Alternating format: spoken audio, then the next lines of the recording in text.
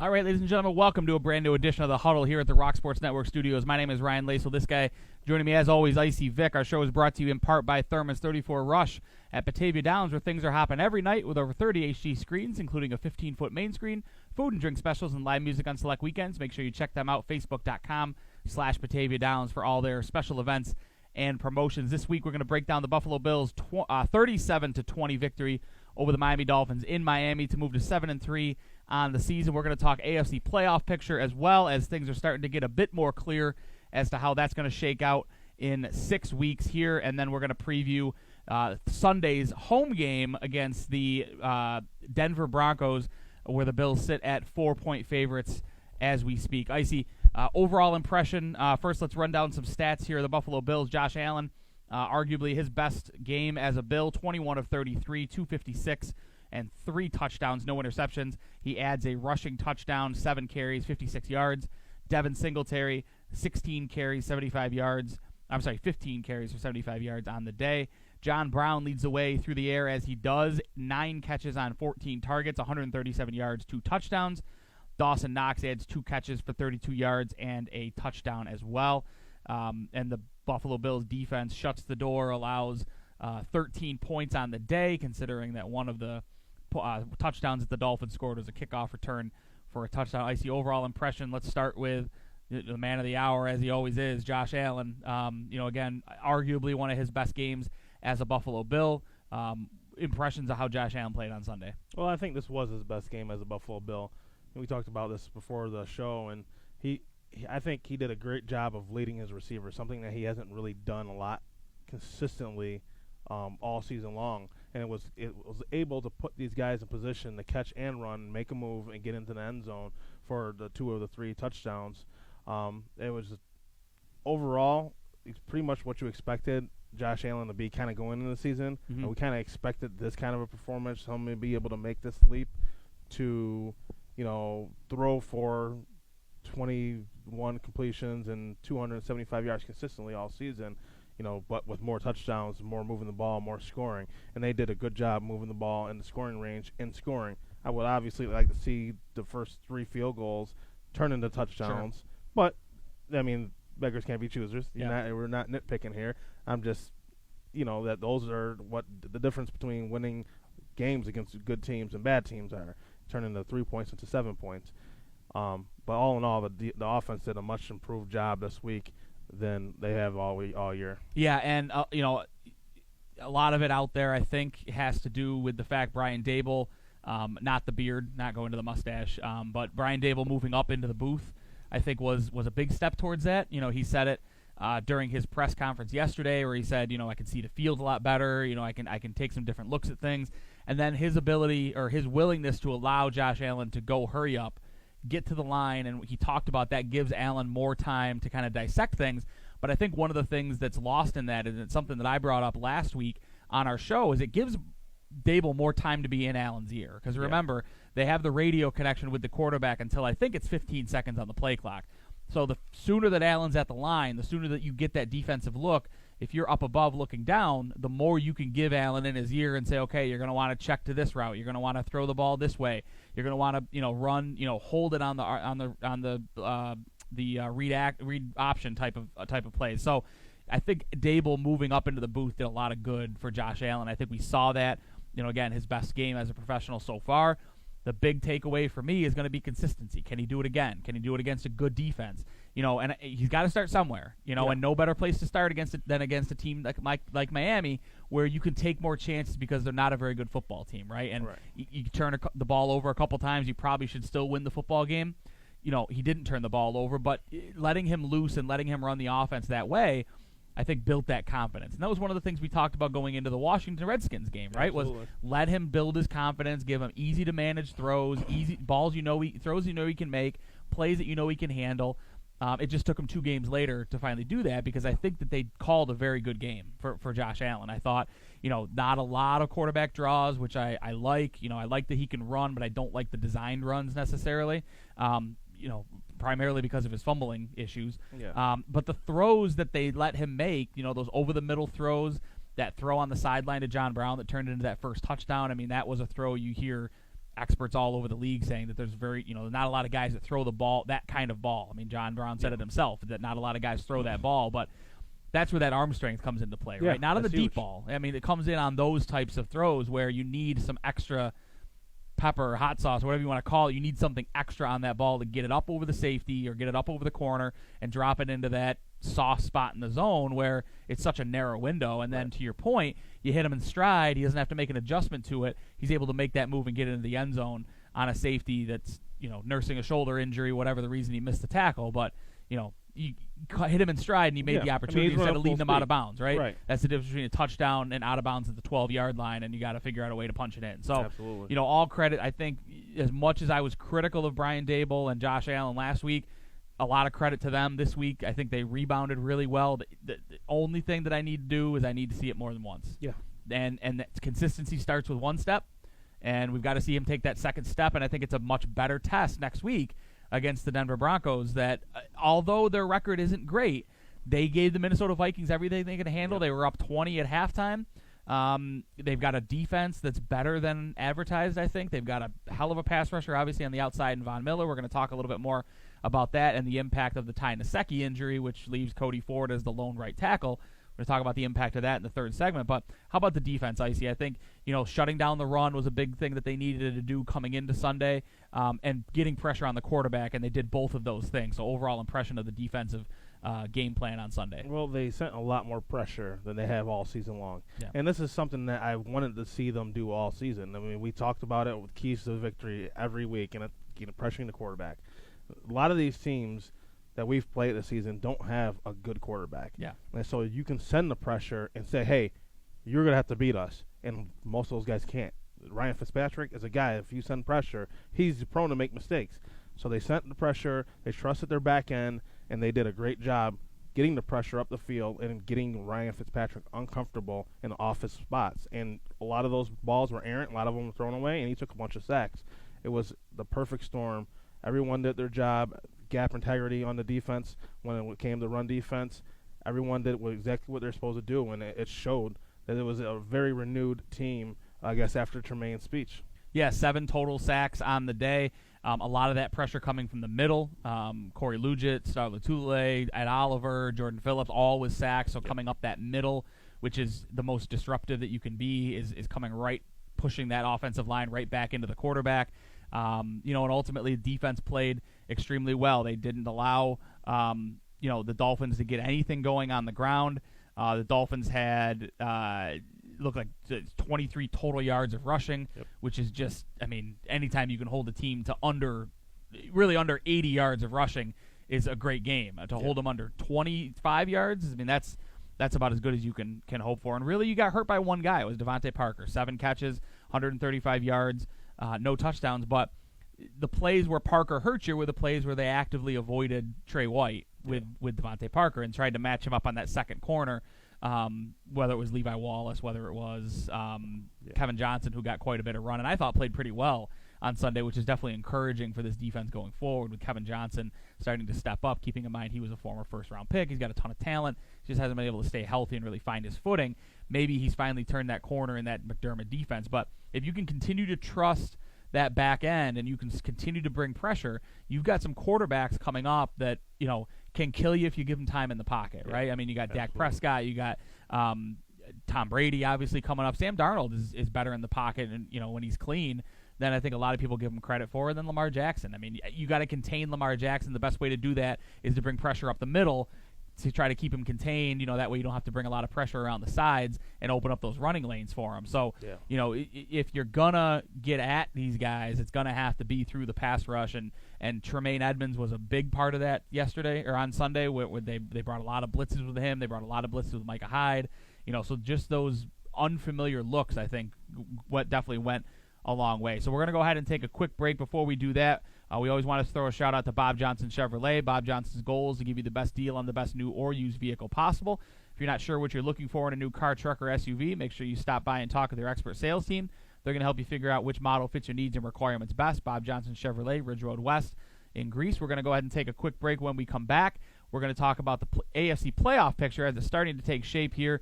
Bills now 2 games clear in the wild card. but certainly some teams chasing them down. So we're going to break that down for you when we come back. Make sure you stick with us on the other side. We're right back.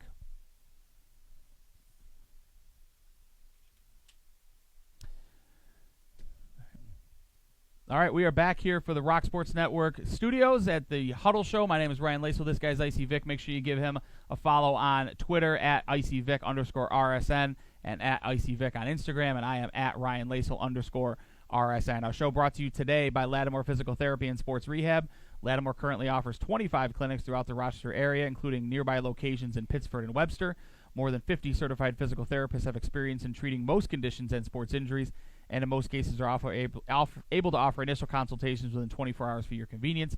LattimorePT.com. So, Icy, first segment we talked about the game on Sunday against the Miami Dolphins. Let's take a look at the playoff picture here.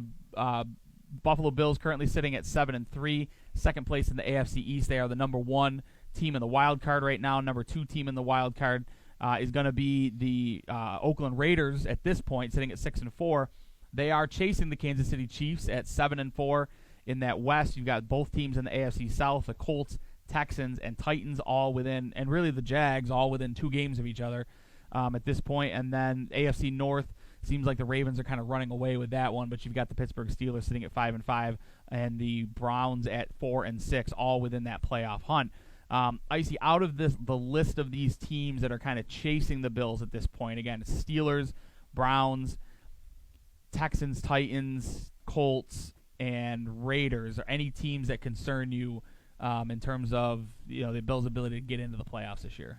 I mean, the Colts and the Texans are both good teams, and they had decent quarterback play. Deshaun Watson had a terrible game last week, but generally speaking, he's a pretty good quarterback. Jacoby Brissett has been a pleasant surprise for Indianapolis Colts.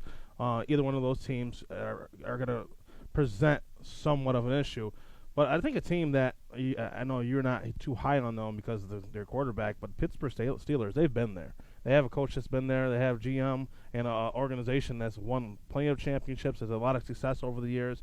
And I think because of that, despite having poor quarterback play, I think they're a team that might be able to sneak in. Mason Rudolph has been abysmal all season, but they're still sitting at 5-5 with a chance to make a push for the playoffs.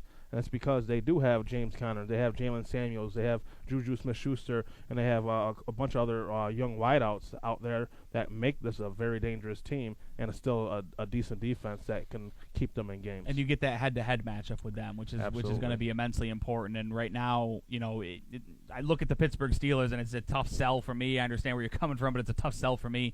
Rudolph's coming off a 4-interception game. Schuster's, potentially concussed. He may not play on Thursday when they play. You've got, Connor, who's nursing, a couple injuries here and there. It doesn't shape up to be a team that's, like the Bills are kind of getting healthy and peaking at the right time. This is when they could get hot and make a push. Steelers have some ground to make up still, and they're doing it with, kind of a battered offense. But that secondary, ever since they've added Minkah Fitzpatrick, that secondary's been legit, so that's definitely a team. I agree to keep an eye on them. I'm not as worried as you are with them. But, I think the Texans obviously always pose a concern anytime you got a quarterback like Deshaun Watson with as good as he is. You're in a lot of football games. Whoever comes out of that AFC South, that other team, you're gonna definitely have to worry about. The nice thing is you've got games against a couple of these teams. The Steelers, obviously you've already won the game against the Titans, so you get that tiebreaker. Yep. You've got the Broncos, even though it's not they're not chasing you for a playoff spot. There's that common opponent aspect that comes in, and they play in that AFC West. So, when it comes to the Bills, Icy, how many wins, in your opinion, are the Bills going to need to get into the playoffs? Do they have to get? I've heard some people say on Twitter that this could be like a 9-win or an 11-win season for one of these wild card teams to get in. Is that going to be a requirement, or do you think 10 gets you in depending on who you beat? What do you think they have to? What do they have to get? Goes 500. They need 3 to get in. I think. I'm looking at everyone's so close between the Colts and the Texans.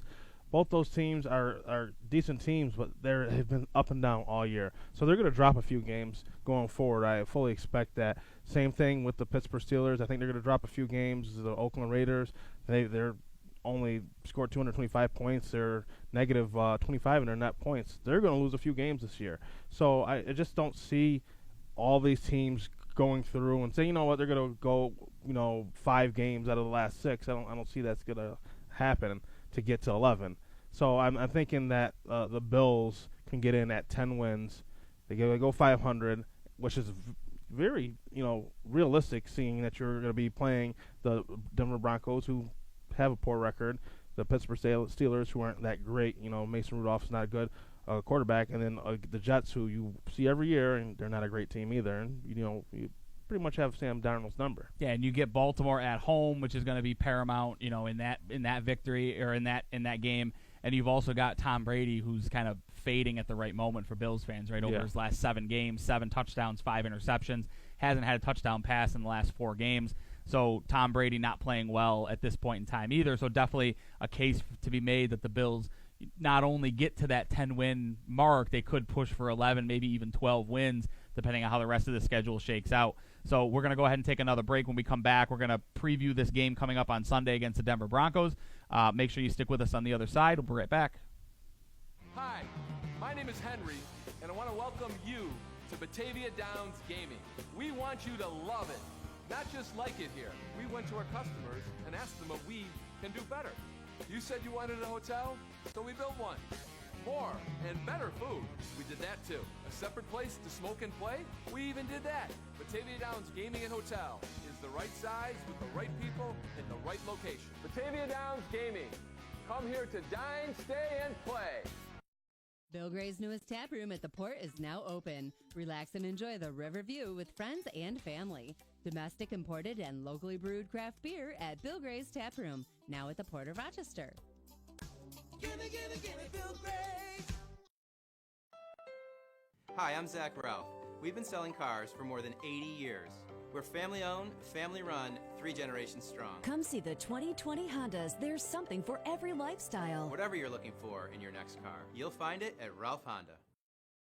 You'll get more for your money. You'll get much greater value. You talk to kind, courteous people who really care. They're so sincere. I recommend them to my family.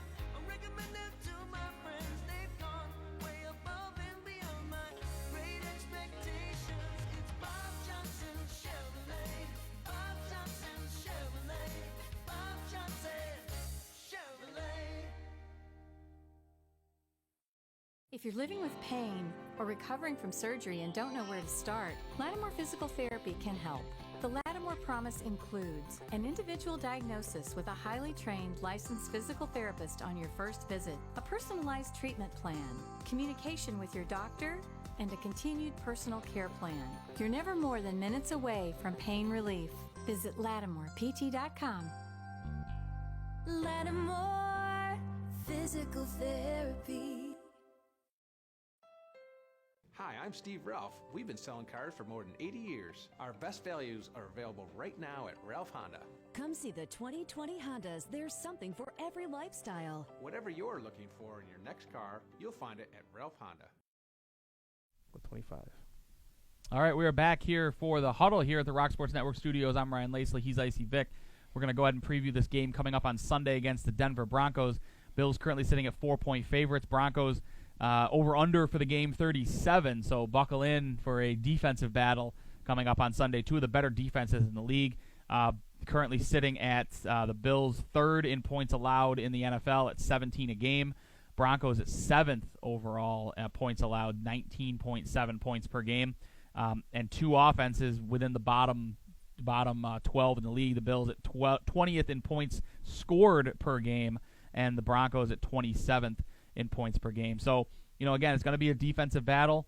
If you're going on Sunday, certainly make sure you dress warm and get ready to probably not have a ton to cheer for, although Brandon Allen, 17 of 39 on Sunday against the Minnesota Vikings, not going to be a world burner and really not a ton of weapons on this Broncos offense. So, if the Bills can and they can shut down the running game, which is really the strength of this Denver Broncos team with Phillip Lindsay leading the way, they can control this game, control the clock. If they can get pressure off of Brandon Allen when he does drop back to throw, this is a team where you could wind up with some short fields. This is a team where you could wind up with maybe some turnovers, and that quickly leads to points, especially for this Bills offense that found its groove a little bit last week. If they can continue that this game. But Icy, let's start on the offensive side of the football for the Buffalo Bills. What do you view as the key to the game in order to get things done, get to 8 wins, and take that stranglehold on that playoff spot here in Week 12? Well, we touched on this earlier about what I thought I would like to have seen in the Dolphins game, and that's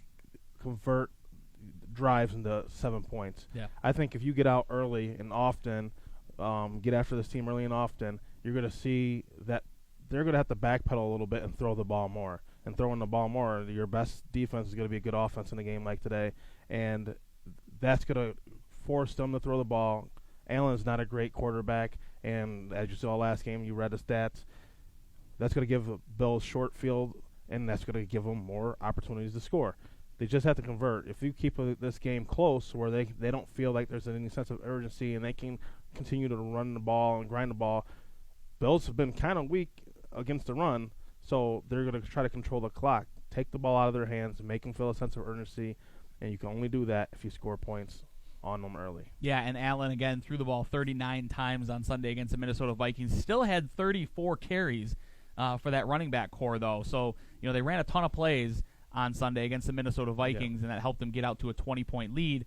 But, at halftime, and they're one of their so the interesting stat that I read is that there's been, in the last 5 years, there's been 100 instances of teams falling behind by 20 points or more at halftime.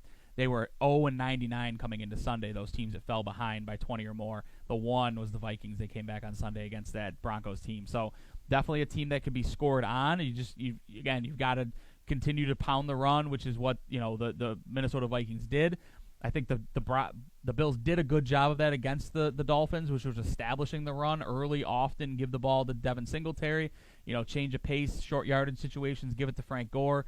From there, let the pass come to you, to try to kind of suck those teams up a little bit. But the key to defending Josh Allen all season has been man-to-man coverage on the outside and bring pressure, right? And Sunday, Allen handled that really well. He didn't really have too many plays where you kind of looked at it and you were like, oh, what are you doing on those? Which we've had a lot of this year. Well, so if he can continue to be consistent against that man-to-man coverage and find those open spots and find those open guys, again, this is every defense is exposable, and right. This defense is no different. I think the key to that was that Josh Allen had a ton of time to throw. Yeah. He had a ton of time to sit back, survey the field, and the time that he hasn't seen all season.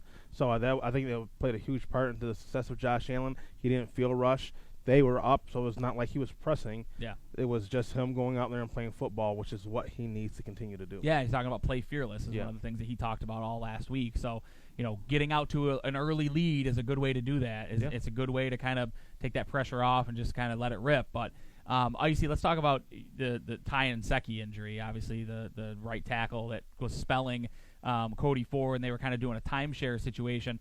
Concerns over Ford having the entire game at the right tackle position. Does that, especially knowing that you've got Von Miller on the other side on that defense, it's going to try and bring pressure, does that change your game plan if you're the Buffalo Bills, or do you try to continue to do what you did on Sunday against the Dolphins, establish the run, see if you can get Allen some time in the pocket, maybe run some chip routes off of Von Miller and things like that? How are you going to defend things knowing that you've got a rookie starting at right tackle and playing the entire game for the first time all season? Well, it's next man up. Yeah. And this is part of football. This is part of the NFL. I don't think you have to change your game plan because one guy is injured, unless it's a quarterback. That's the most important position in football, and obviously if that happens, you have to do what to the strengths of your quarterback.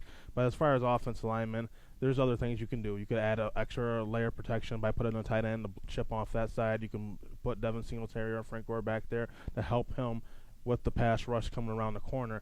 I think you just have to do what you do best, stick to your game plan. This is not a team that just excels at offense. So trying to change what you're doing right now mid-season because of one injury makes no sense. You just got to continue doing what you're doing, and if he needs help, get him the help that he needs. So let's talk about the defensive side of the football again. Brandon Allen coming to town.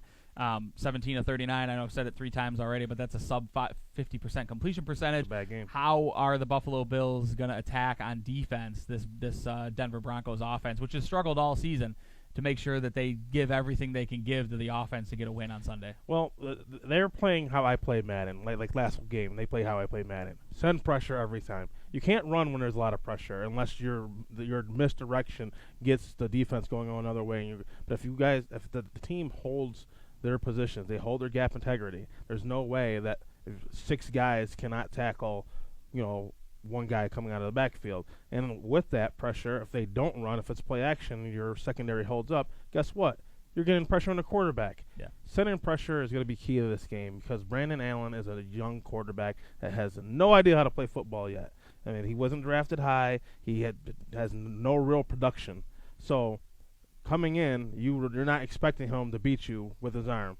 You got great guys in your secondary. Your safeties are great. Trey White's great. You got some secondary guys that are hit and miss some games, but you could live with that. You're gonna take your chances with that. But putting pressure on the quarterback always creates opportunities for turnovers. I don't care who the quarterback you're playing against. Tom Brady in his prime. The Giants, when they went against him in the Super Bowl, you know what they did? They smacked him in the mouth, put pressure on him, and made him make mistakes.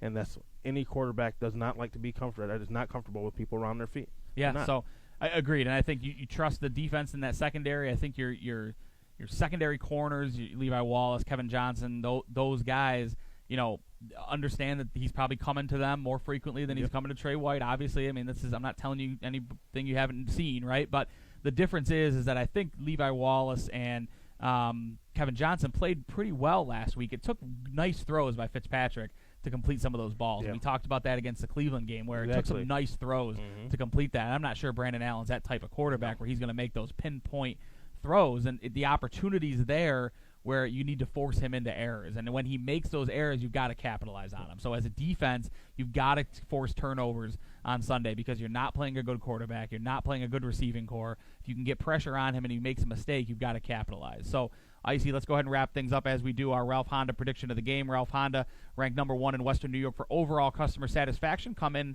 and see how we do Honda right at Ralph Honda. See the 2020 Hondas daily that are arriving, including the Odyssey, Pilot, and Civic, a short drive to Westridge Road at Elm Grove, and online, ralphhonda.com for all your Honda needs. So score predictions on Sunday. Do the Bills get it done? Do they move to 8-3 on the season, heading into probably their toughest stretch in their schedule? Yeah, I think they're going to get it done. This is a team that's very beatable. Again, the defense is great, but I think the offense is good enough to get by and score enough points where you need it. On the other side, I don't think Brandon Allen's going to be able to put up the points they're going to need to put up against a solid Bills defense. So I'm going to go Bills over. I'm going to say 24-9. So you have them under the total, but covering the spread. So yeah. I agree. I think 24 is the number for the Bills. I'm going to go 24-13. Buffalo, I think, maybe a garbage time touchdown, something to that effect for the Denver Broncos. But ultimately, I think this is another game. Hopefully, we're right on this one. Another game that feels like the Miami game on Sunday, where there was never really in doubt. It's a game where everyone can kind of have fun at the stadium and enjoy a game that the Bills run away and hide on things. So that's our predictions for the game. Thank you very much for everyone who joined us on the show this week. For Icy Vic, Gary behind the camera, I'm Ryan Lasel. Make sure you tune in next week, same time, same place for the Huddle here at Rock Sports Network. And as we always do, go Bills.